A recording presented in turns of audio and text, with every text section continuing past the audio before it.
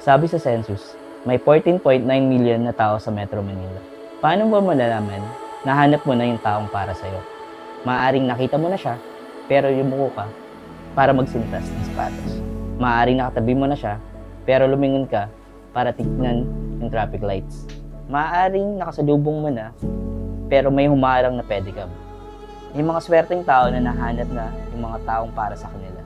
May mga taong patuloy na naghahanap at may iba na sumuko na. Pero yung pinakamasaklap ay yung nasa sayo na pero pinakawalan mo pa.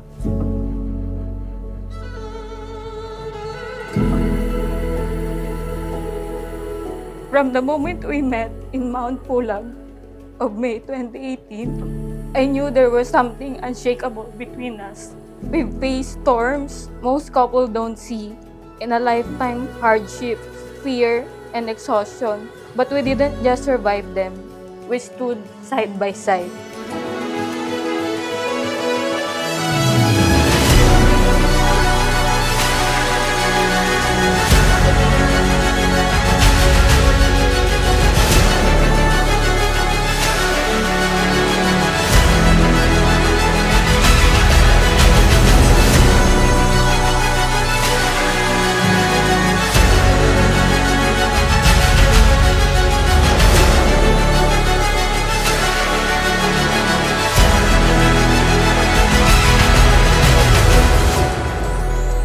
Ang sabi nila, ang pagpapakasal ang pinakamahirap na desisyon na gagawin mo sa buhay mo.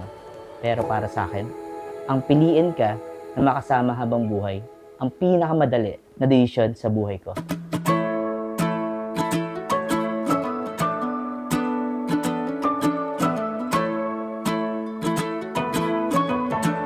Simula nung nakilala ko si Ga, mas nag-iba yung tingin ko sa buhay na mas in a good way. Like yung paano mo i-treat dapat yung parents mo, mga kapatid mo, at i-treat yung mga bagay-bagay slowly. Tinuruan niya kung paano yung patience sa mga bagay-bagay mas habaan pa at maging mas understanding. Ako ba una?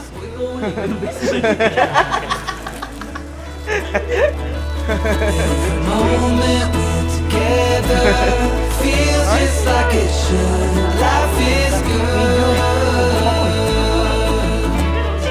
Buti naman nakaisip ka na rin. Lumagay sa tahimik. Sabi nila tahimik boy, pero alam mo naman, hindi nawawala yung mga challenges eh. Lagi yan, kasama yan. Mahalaga magkasama kayo kahit anong pagdaanan. Pero pinakasalamat talaga ako, ikaw yung best man at pipilian. Sure. I'm getting closer. Sobrang happy ako. Alam ko, nagdadal sa malagi ito na mangyari to. After, medyo natagalan lang after nung nag-propose ako sa'yo. Pero ito, nandito na tayo. Life is good. Life is good. In your effort, I see love, not in grand gestures, but in the little things you do quietly just to make me smile.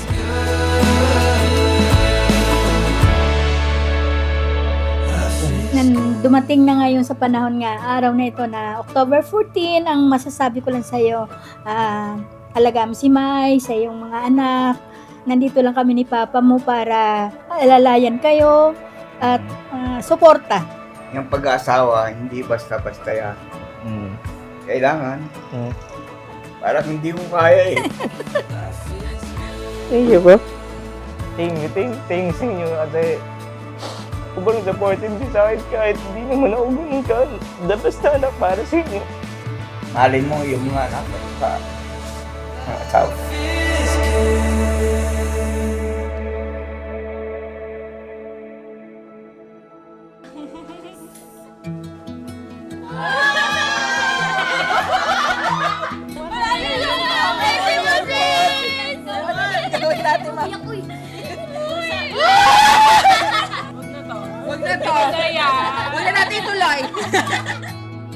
I'm so glad to have a sister in you.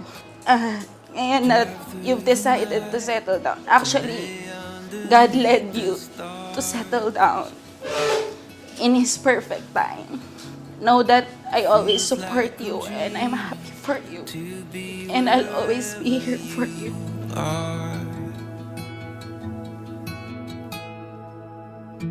Dahil dito, iiwan ng lalaki ang kanyang ama't ina at magsasama sila ng kanyang asawa at sila ay magiging isa. Kaya't hindi na sila dalawa kundi isa. Ang pinagsama ng Diyos ay huwag paghiwalayin ng tao.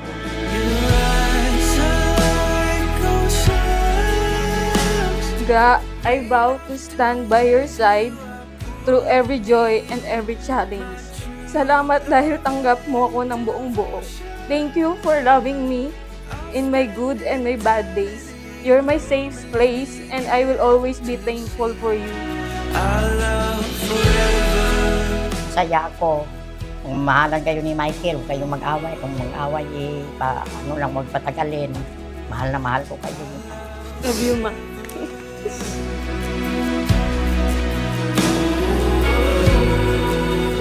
Alden and Jamaica, huwag niyong kalimutan na sa pagmamahal, mga pagsubok ay nagiging spices po yun. Huwag niyong kalimutan ang sakramento na sa pagbuo ninyo ng pamilya na sa inyong katapatan ay nagiging tapat din kayo sa Panginoon.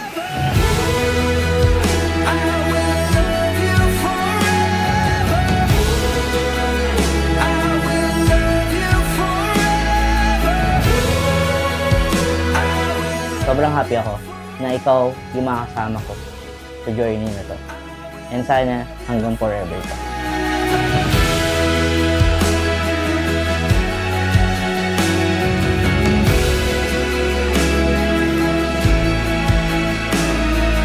Araw-araw kitang pipiliin. Mahal kita at ngayong asawa na kita, mamahalin pa kita ng sobra.